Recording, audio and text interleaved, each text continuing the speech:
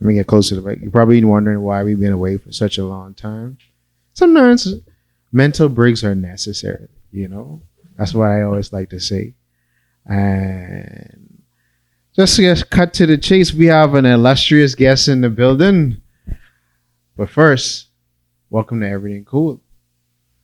Yeah, we don't want to do anything to scare your children. That's the last thing we want to do. We don't want to scare anybody. The tourists come over to chill on the beach, but they don't come over the hill where we sleep. We got nightmares and they got fantasies. No sanity, it's just insanity. My mommy hoping nothing happens to me.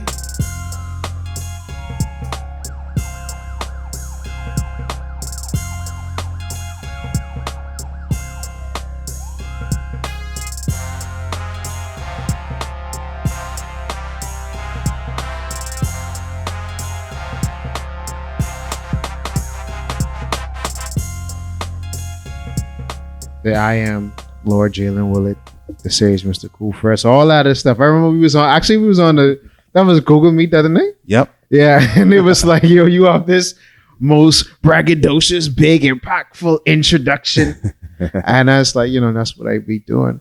But, we have the usual suspects, the party of one in the background. We have Mr. P. Giovanni, a.k.a. PG-13, a.k.a. PG-13, a.k.a. your favorite non-bay, a.k.a. hidden in plain sight, a.k.a. too many AKAs. Too many AKAs. You didn't see that coming. I see it coming.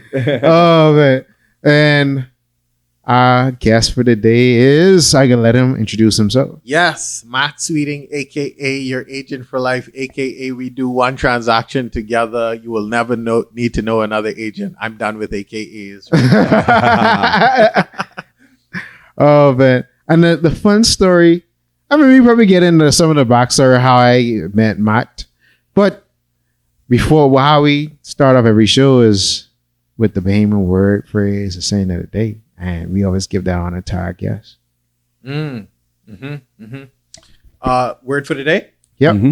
Yeah, all phrase for the day. No slopping up. No That's slapping up. I was literally thinking that one. Right.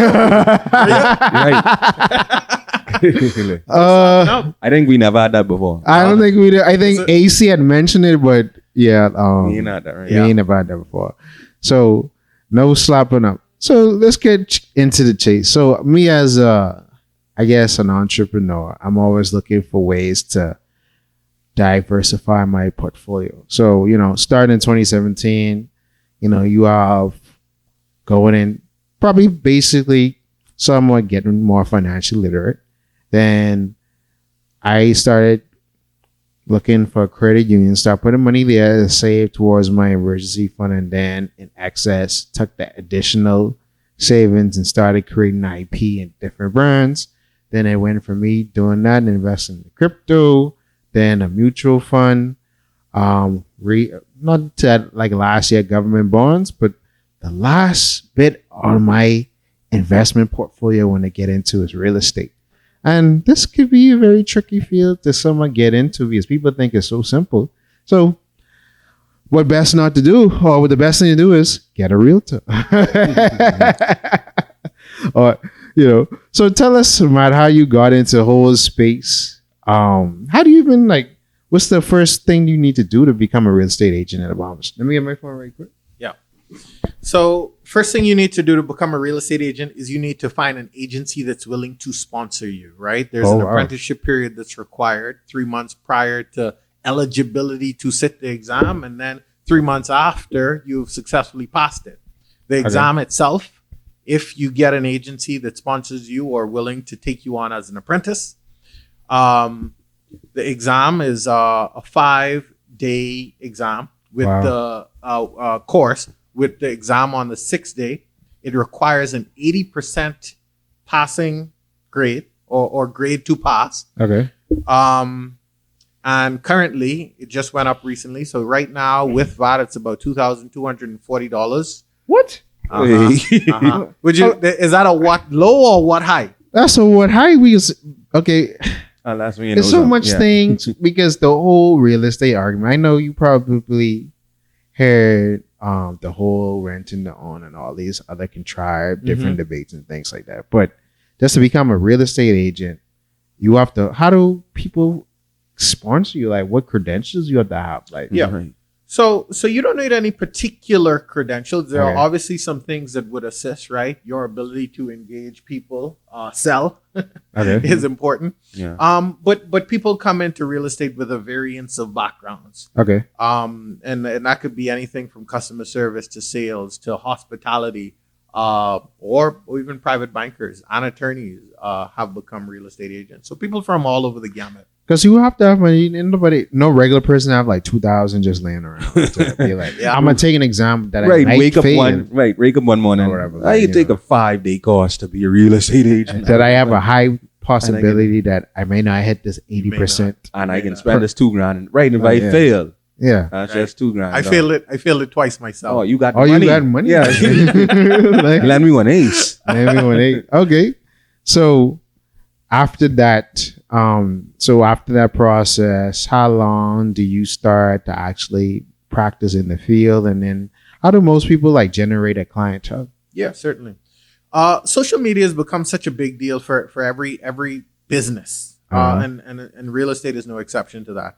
And so a lot of our business nowadays is being generated from TikTok. I thought you were gonna go Facebook. but I was TikTok. Yeah. I was gonna go Facebook, but I won't go as bizarre as possible just to Yeah, show you how. No, but TikTok is the new like tool, especially is- since yeah. 2020. Like, and we're using all platforms. I mean, from Yeah. like today, Instagram. in a day, we're posting LinkedIn, Facebook, Uh-huh. Instagram, blog posts, website. So we're hitting 7 to 8 platforms a day to get the word out there about new listings. Come to us for real estate. okay, that's cool. So in 2021, how do I get into the real estate market? Yeah. What's the first initial step? So there's a buyer question now. I want to buy real estate. How do I do it? Or Yeah. So Or how do I invest, basically? Yeah, invest in real estate. So I always tell people you got to get your money right first, right? Mm. And anytime I say that, I start thinking of Kanye. Wait till I get my My money right. Oh.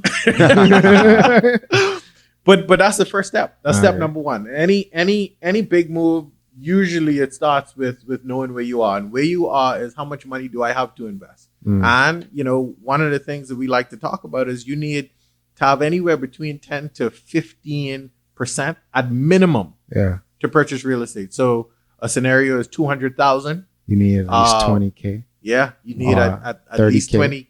$20 to $30,000 in savings. Yeah. If you ain't got Yeah, the yeah, $2,000 yeah, for gas, people ain't got the 20, 30 to make. That's a what I'm purchase. saying. That's what we about to get into. Is we gonna get deep today. So you need So, about 20, you know. 30K, and then after that, in addition to you not only having that liquidity, you Uh-huh. also need to go to the bank. You need to have a job. that So you don't says need to the put bank- the 20% down. You just need to show that you have this in savings. a part of it is putting it down. But Okay. there's some other fees associated. You paying VAT on real estate. Yeah, as that's well. what I'm saying. So you don't need just the 10 to 15. I would say I've been told that you need that 10 to 15 plus another 10 to 15. No, I think the 10 to 15% will cover you, generally speaking, Okay. for the entire transaction. Okay. That includes legal fees. That includes VAT on the purchase as Okay. well. All right. Okay. You had asked a question before. We kind of digressed a bit. So 20% down. Yep, 20% down. Oh, I was talking about the banking side of it. Okay. So in addition to that, now you need to show the bank, hey, listen, if a mortgage, let's go back to that 200,000. If a mortgage for a $200,000 property is, let's call it $20K. $1,000 a month. Oh, okay. Yeah. Yeah. Then your salary needs to be in excess of that Mm-hmm. to show that you could pay that consistently for the 25 years that you get in the mortgage, right? Mm-hmm. And so those are the two factors you need to work on. And most financial institutions want you to have been on that job and showing that income for 2 years Wow. plus. Wow. And so that makes it very challenging for people who are self-employed or don't manage their finances properly. Right. Yeah, because I was telling, and before I even met your person, I came across your page on TikTok. And I was telling a friend the other day, I was like, wait, the little condo you posted, me personally, I know I can't qualify for that until like the next 2 or 3 years because, I just started, well, because of the pandemic, reset a lot of people, Mm-hmm. me included, and trying to climb back up. I'm like, I'm not going to be in that position. So obviously, a lot of people will always argue, you got to save and go buy a house. And I was talking to a friend the other day. I was like, wait, to be honest, most people can't save to buy no house Agreed. by themselves. Agreed. Unless you go get married and you could put together, and maybe you have a chance then. But most people ain't getting married today. And most people, especially in the Bahamas, can't really save themselves into getting real estate. Yep. And what do you say to that? I say that's a fact. You know, that's where we go. We need to weave that phrase in that we open with all throughout the pod today. And most of us, we just got to stop slapping up, right? We just had, you know, the last time I was in this conference room, we were recording a testimonial from a young guy, might be 25, 26. Yeah, I saw the video, the millennial. Yeah. You know. And so young guy who just purchased his first piece of real estate. Okay. So what that tells us now is he had the thing that we know is real. Yeah. He had that 15 to 20K in savings. So it's not impossible, but it does require some discipline. It does require you to delay gratify. And it's something, that's a phrase as well that our generation, we don't even, what does that mean? and that means instead of hanging out, instead of balling out, instead of the iPhone 13, instead of whatever it is you wasting money on or spending money on things you don't need, you need to delay gratify so you could get the big bag, and the big bag is real estate. Yeah. But I'm glad you said that I had a new iPhone, because I was just teased the other day. Like, I got a Samsung S9 Plus. This phone like almost going on 4 years old.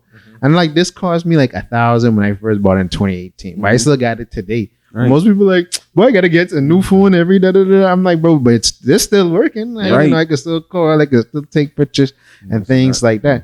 So, you know, but obviously I know younger people that get into real estate. So what would you say should be your first real estate investment? Should it be like something more residential or commercial? Yeah. So I have this philosophy that I think everybody in their 20s, everybody in their 30s, and it depends on your family dynamics. But I think everybody that's young right now that's looking to win big, and most people in our demographic, we won't be rich. Yeah. There's no joke about that, right? And so we want the bag. And if we want the bag, then we need to, you know, when you were talking about mutual funds and crypto and this and that. Right. We are looking for ways to get up that financial ladder. And so the way to do that in real estate is to make your first investment an investment that's going to pay you out. You could take the liquidity from that, get in it again, right? And so if I like the Monopoly example, because it's almost like, hey, listen, in your 20s and 30s, you only could afford Baltic Avenue and Mediterranean, right? You buy Baltic Avenue, Mediterranean, and this is what I'm telling all young people, put a duplex on that. But instead of a traditional duplex, we're going to do a detached duplex. So it's the same concept, same footprint. What is the detached duplex exactly? And it is exactly what it is. It means that they do not share a wall, right? Okay. And so as opposed to the normal duplex where you bang on the wall and your neighbor could hear that, Right. Yeah. they just don't share a wall. So it's almost like two single family homes on one property. Okay. Right? Now what that gives you the ability to do, as opposed to selling it as a duplex, You can sell it as 2 lots. you can sell it as two homes, right? Okay. That jumps your income potential drastically. So even if we were to use that 200,000, let's assume you did that as a duplex, right? The value might be 200,000, but when you detach those, now they actually become 150, 175. So the bag went from 200,000 is what you would have made to now 350 potentially. And so that's the first play. You do that one time, then you jump onto another property, do that again. You do that 3-4 times consecutive. And again, it does require some energy because construction is a headache, right? Yeah. But if you got the ability to move, your mommy ain't pushing you to move out the house. Use that opportunity, the good job you have, the money you have in savings to now pursue that bag for 3-4 years and win big. But okay, all that sounds good, but the tail end, because I think a lot of Bahamian parents would always, everybody's always pushed stay as at home as long as possible, but a lot of people don't have that good job per se, and then a lot of them sort of absorbing some of the costs at home. True. So like even in some cases, some people paying their parents' mortgage now when they fresh out of college. So what advice would you give that? And then also, because I always say when I was going to build a house, I would never build from the ground up. I always go find like a foreclosure and then just add or fix and shift and then flip the house when I don't want it no more. So would you think is best? The second question is, would you think is just building from the ground up is better, or finding something already established and putting your spin on it? Again, it is a specific question depending on who you are and where you are, right? Okay. So, building from scratch, there's some headaches involved because construction is always a bit of a nightmare. There's a nightmare in there somewhere, right? Yeah. Something will go wrong and you need to expect that. The second alternative of buying something that requires some fixing up is less of a headache, obviously, because most of the property is already there. Yeah. Maybe you're just changing out cabinets, flooring, maybe even a roof. But again, it's not the whole building. Yeah. And so it really depends on where you are and what your situation is. Are you going to need to move into this property? And if you don't need to move into it, I would suggest building from the ground up. There's another variable there as well. Construction prices have increased within 2021, late 2020. Yeah, for the different shortages and things like that. Correct. And so that has caused construction costs to go up considerably. And so in this particular market, prices are going down a little bit in construction now. And so maybe early 2022, it might be a better option to build again. But from the perspective we just spoke of, doing a fixer-up might be best in this season just because you aren't getting those new construction prices for the whole build. Yeah, because I saw one of my friends, like he bought a house when it was probably 2018, late 2018 or in early 2019. And he took a house and then he got a contract and opened up the kitchen, shift around this room, cut this thing, And I was like, and I always told my boy who works at the bank, I'm like, bro, I'm not trying to buy no line and then billing. No, give me something to me see. And I could be like, all right, I can clear this down, move this, add this here, and boom, last headache. You don't have to go through the years. So is it overall okay, why is the mortgage the same for a fixed upper and when you build from the ground up? Because I never understood that, because I'm like, someone was paying on this mortgage before. Right. So why is it, you know? So yeah, there are a couple of scenarios where you're getting a fix up. You're getting a fix up in an instance where someone needs to get out quickly, right? Or it's a repossession. Or it's a private seller that don't have the money to pump back into it. Either of those three scenarios, they're getting an appraisal. And that appraisal is telling them, hey, the land is worth such and such. And land prices hardly see fluctuations. It's the building price where you see the greater fluctuation, right? It's going down to a larger degree than the land. And surprise, land does go down depending on what's happening in the area, right? Yeah. But more often than not, it's going up. Yeah. And so those factors could determine whether it's good to build or not. But to your question about why is a fixer-upper the same thing? In fixer-uppers, the bank wants security.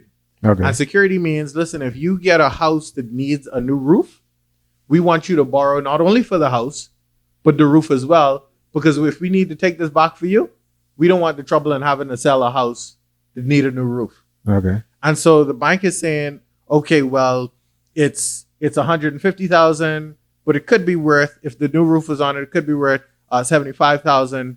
They want you to get the loan for the house and the construction. All right, because I feel like it's like a complete scam.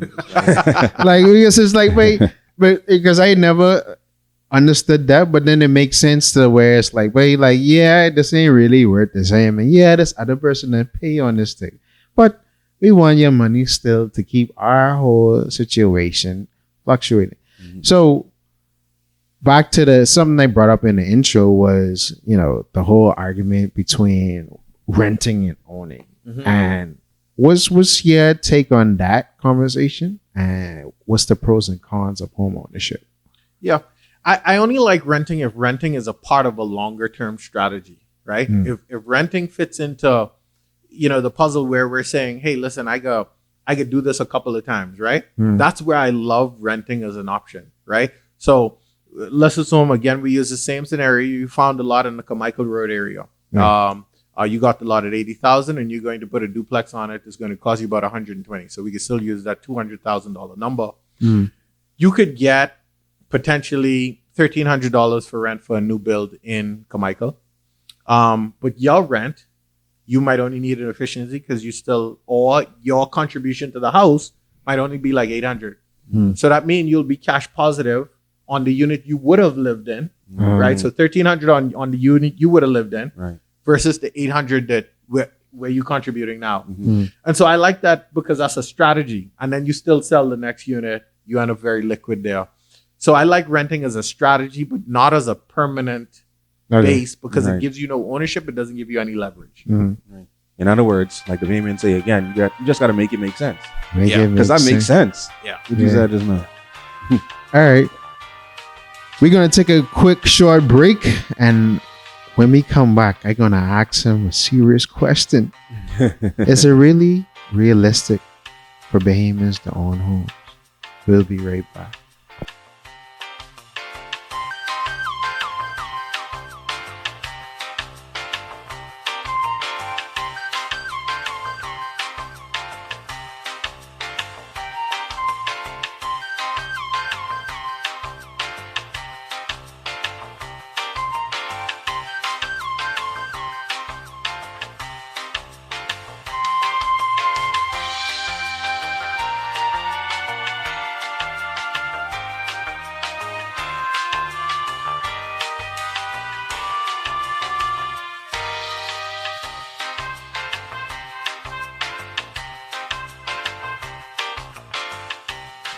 And we are back, just smoothly gracing on in.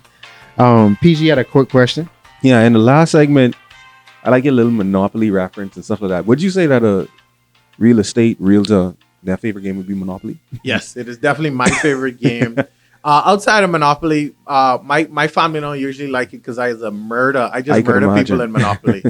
I have my sons crying. I be putting all kind of strategies in there. But outside that, I play Scrabble. Yeah. You think I just killed my wife in that. You think being good at Monopoly would make you a good real estate agent? I think the concept is definitely usable in real life, and I like to use it because there are definite correlations. That Baltic Avenue, Mediterranean, right? You know, people would be sleeping on Mediterranean, but you put a hotel on Mediterranean. That's how I kill people a lot too. That's right. I kill people like that. That's right. And so what that means in real life is, and this is something that our generation often don't get: buy property in the ghetto. That's what we call Baltic Avenue, right? I like how you said it though, because I have this theory from what Dr. Menace did.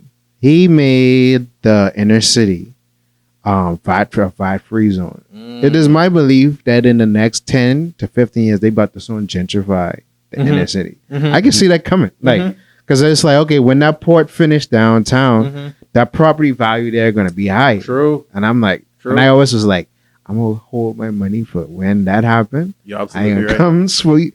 It's like, I just waiting. But piggybacking off of that, do you feel like it's realistic that Bahamians can actually own homes with all these high costs? Because I feel like this ain't no cheap game. Like, okay, like let's say for instance, side hustle business. You probably only need like $5,000, just to start up to get your brand and get the product and then get out there. But for like to get in real estate, you're talking about tens of thousands. Yeah. So So yeah, I agree. It is extremely challenging. Yeah. It is very, very challenging. And we live in one of the most expensive countries in the world. Indeed. So to your point, it does often requires, and that young guy I speak of, he didn't just have a job, right? Yeah. He had a job plus a side hustle that he's pursuing. And I think that's the strategy for a lot of us if we're going to beat the game, right? Again, let's go back to the Monopoly reference. You need to be using chance and community chess to try to get your game up, and the community chess means your business. Yeah. That's your side hustle. So what can you do on the side? We have another client who, in the turn of the pandemic, or in the turn of the plastic ban, she started selling bags to places like Nicole's and stuff like that. She's a private banker as a full-time job, but now she's selling bags to Nicole's. Nice. And so, again, I think the move is to figure out what can I do as a side hustle that could now supplement what I make full time. so that Yeah. I could get Baltimore that makes Avenue, sense. Mediterranean. I ain't gonna lie. I just run away from Johnson Community Jazz. You know, because I scared of that one guard. Pay for your house repairs and then Right. right. That just kill me. That just I need to start that just playing cost me. Monopoly That just cost more. me lose the game sometimes. I got you. Yeah, Because I have so valid. much property up. You're right. But like I was saying, so over the hill in different communities, you finally just building up.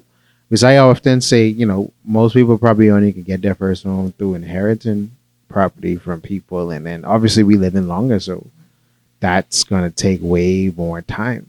So, but something I admonish you for doing is you talk about not just the home ownership aspect, you talk about financial literacy. And I think that's where it sort of need to start with. You can't just jump in this whole shit without understanding how money works and Right. knowing like, yeah, you can put $25, like, you know, how our X have like $18 to $25 for a stock. Right. And you would buy it. Like, it's like when you come to real estate, that's that big boy thing. It's understanding, okay, you need these lawyer fees, the fees for the real estate agent. You need to go to the bank for this. Then you have to deal with the contractors and stuff like that. So this ain't no simple thing. But I think people sort of minimize it and such because they be like, well, buying a house is like renting an apartment. I'm like, no, it ain't.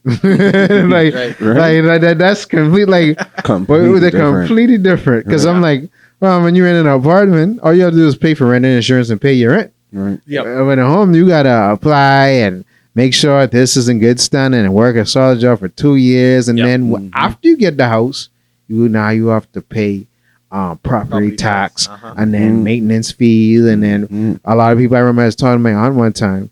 She was like, "Oh, I sold my house because I had to change the roof." I'm like, "But did you change the roof when you bought the house?" No. I'm like, "You bought this roof. You bought this house when I was 5. You sold this house when I was like 20 something." Right. Like you have to change the roof. That's a part of the house. For sure. So like, you know, you have situations like that. So what should I look for when I first purchase a home? Yeah, certainly. There are a couple of things you should look for. What is happening in the area?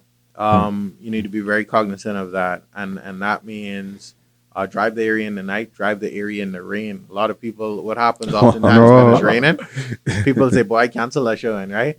But that's the best time to look at real estate because now you know, does the area flood? You could answer that yourself when it's raining, right? Right. Yeah.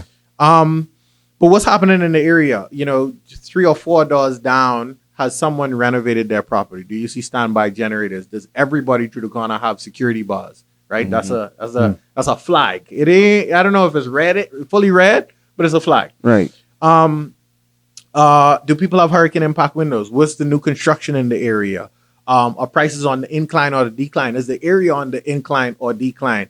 Is there an unfinished home where niggas hanging out outside?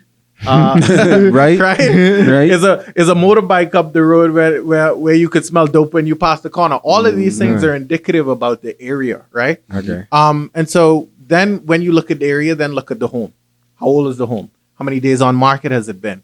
What is the condition of it? Ask the people who are showing you the home, the agent or the private owner, is there anything that I need to know about the home? Have you had it appraised? So all of these things you want to look at. Then you want to go back in with an inspector. You want to get an agent. So you need an inspector and an agent. You don't need an agent. You do not need an agent. Nor do you need an inspector, but it's good to have both. Okay. It's good to have an agent so that he could from a real estate He or she. perspective, he or she. Yeah. But I talking about me. So so that they could help you answer the real estate part of it. Some of the things I say that you should look out for, they could answer. Okay. And then the inspector is really going to do a deep dive into him. He's going to crawl in the roof. He's going to walk on the roof. He's going to see what's happening in the area as it relates to termites and other factors like that. Okay. Because I saw on a property what you had on your TikTok, and I can't remember the price for it. But I was like, well, you better take 40K off that. Because I was like, yo, I gonna need like at least 60K to fix this up. Because if this wrong with it, this wrong with it, this wrong with it, you gotta take the wood off of this. And my brand just like, You calculate. yeah, like, you know, I'm like, that ain't about to be so it's like, all right. But so another question I had. Oh, so we understand that you need finances to get into real estate.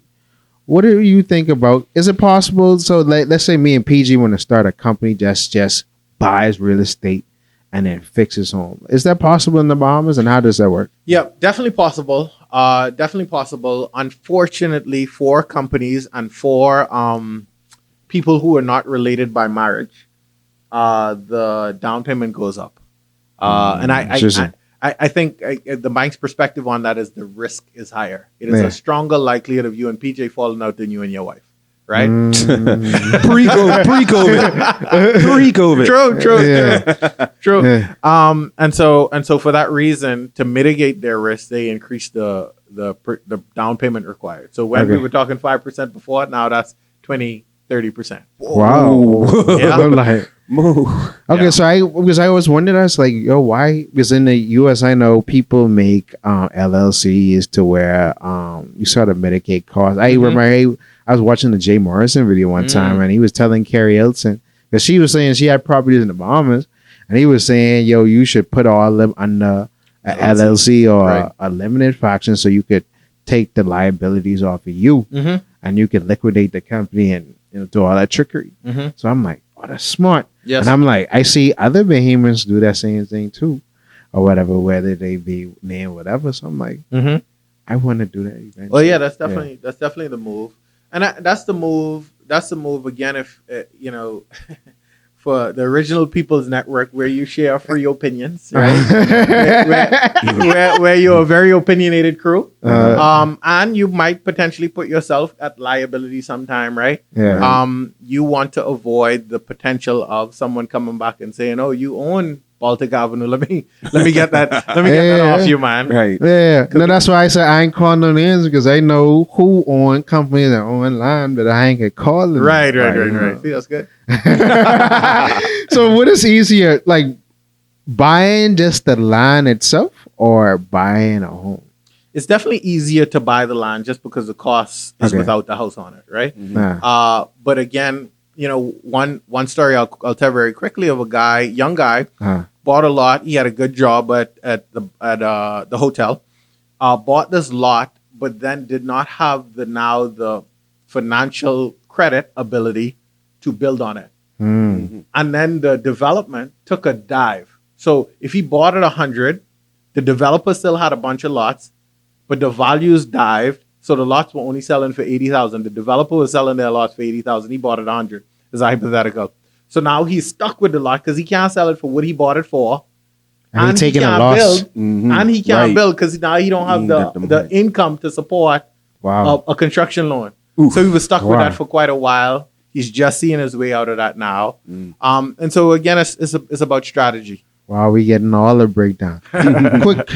So let's talk about Crown Line. Yeah. And obviously, this really applies to a lot of the main outer islands, to where you want to get a nice property on the island, but none of it is really like real estate. All of it is like Crown Line. You have to go through the government to get this 20-year lease, and then that system has been backlogged since the 80s. Like many babies haven't gotten Crown Line since Penland days. So what's your take on that? I left that question there because I like to tell people I don't know. Right. I like people to know I don't know sometimes. I do not know everything. Right. I call myself a real estate expert and to a degree. Yeah. I am just that. But I don't know everything. Okay. I've never had that had a client pursue Crown Land and successfully get it. All right. Okay. Yeah. But I think the play is in generation land. That's a different story. So your Grammy, your mummy, is probably connected with, has property in Long Island that's been either deeded to them or your family resides on it. Okay. I think there's a play there, and maybe you and PJ getting together and say, hey, bro, let's put a shack on this, right? We won't officially own the land, but we could put a shack on this. There'll be a good place for us to get away for those mental health breaks, right? Right. But also, mental health those breaks are important. Yeah. But also for Airbnb. So now you have the ability to rent that as an Airbnb. And what I keep shouting over the rooftops is when people are traveling nowadays, they're looking for experiences. Yeah. So they want to be someplace where the rooster's crowing, where potcake's running around, and where your Grammy could be right up the hill, and your Grammy could teach them how to make pea soup and dough from scratch. I like that. Why are you just knocking all these out the park. So finally, so the word mortgages. What if you break that down? It's like morgue, which is places where things die in ages to go from life to death. And Yes. basically, in this sense, when you get a mortgage, you're basically shelling out money until you die. Yes. Yes. And I always said, I was like, yo, bro, I ain't never getting no mortgage, bro. Like like I was like, yo, to spend almost 30 years paying on this house where at any time the bank could go, it's something that happened, the bank could take it, even though it might be 20 years in, because I miss a payment, the bank take it. And what was the other part? And then what's the best way to handle a mortgage? How do you like shorten that time period? Yep. When paying on a mortgage? But some people, they might have a 30-year mortgage, but cut it down that they only paying out for 10 years. Certainly. So what's the best, like, give us your expertise on this. Certainly. So, to that earlier point it could be until you die, but it actually could be until the mortgage dies, until the note that you carry on that property dies, right? What's that exactly? So you get a 25-year mortgage. Yeah. You live beyond the 25 years of the mortgage. When that mortgage ends, then it's speaking to the death of that agreement, right? So that dies then. The agreement you have with the lending institution dies at that point. After the 25 years. Correct. So, okay, so you would only have to pay up until the 25 years and then over? And then it's over. Then you own it free and clear. Okay, so you can't pay your way out of You can. Okay. You can. So this is the second part of your question. The way that you do that, I'll take this moment to kind of plug. We talked about financial wellness and financial preparedness. Druber Solutions is a company that I'm subscribed to. A number of their cohorts, they put on these free events where they teach a 9-week course on financial wellness. One of the things they talk about in this course is the additional payment per year, right? So 13 payments, 12 months, you pay an additional payment every year, right? And so as opposed to putting your money in savings and only paying the amount we talked about a mortgage of about $1,000 or $1,300 a month, then you're paying an additional payment on that every year. But what you can do monthly is pay additional payments. That can potentially knock your mortgage in half. And oftentimes, we as Bahamians, generally speaking, we ain't paying nothing extra, right? Yeah. The bill is $69.69. We paying $69.69. But again, if you're going to be smart about it, the smart thing to do is pay an additional payment a year. But any opportunity where you get a little win, you get a little buy, go ahead and put something on the principal. So logically, could I knock my 25-year mortgage down to 5 years? Potentially. Again, the bank is in the business of getting you for the 25 years, right? Also, ain't no way out. They really trying. You could get out. There's some ways you can get out, but there's some penalties involved, right? What? And some restrictions, yes. What? This one, Stop. You can't win. Murder, till death. Oh, man. They're trying to hold you till death. They Wow. want you to, but there are ways to do it. You can negotiate. So one thing to note about mortgages is that to a large degree, some of the clauses that you are signing and agreeing to are negotiable. Your interest rate, is it fixed or variable? A lot of the clauses are negotiable. And so that means that you can negotiate, I want the ability to pay 2 principal payments per month or 3 principal payments per month. I don't want any penalty if I pay off my mortgage in this time. And so you have to negotiate those things. Usually a number of institutions are hard and fast on them, but you need to understand what are you allowed to do and maximize that doing. If that makes sense. So if they're saying you only could pay 2 payments, then pay the 2 payments. If they're saying you only could pay this amount of your principal per month, then do that. Man, I trying to knock this out of the park. But this was great, Matt. Even though you telling me I can't wiggle myself out, but I still want a house. I like that. A couple of things he showed, I was like, I like that right there, but I ain't got the money yet. Right. But thank you so much for coming on Erryting Kool. Actually, Matt is a very big fan of Erryting Kool. I was astonished. Definitely. I almost was like, can be. When he started telling me things from different episodes, I only could laugh because I'm like, someone out there really watching. But Right. thank you again. All of Matt's information will be down in the description, as well as when we drop different clips. You'll see his handle and hit him up. If you're in the Bahamas, you do the Turks and Caicos too, or just in the I Bahamas? do not. Only the Bahamas. Okay, if you're in the Bahamas and you need any real estate needs, hit up Matt Sweeting, mattsweeting.com. MattSweeting.com. Yes. Yeah, and then I don't know if you want to give out your number like that. Yeah, man. 808-686. Call me for real estate too. Hey, That's money. that's money. And we can catch y'all next time on Erryting Kool. Yes. Yeah, see.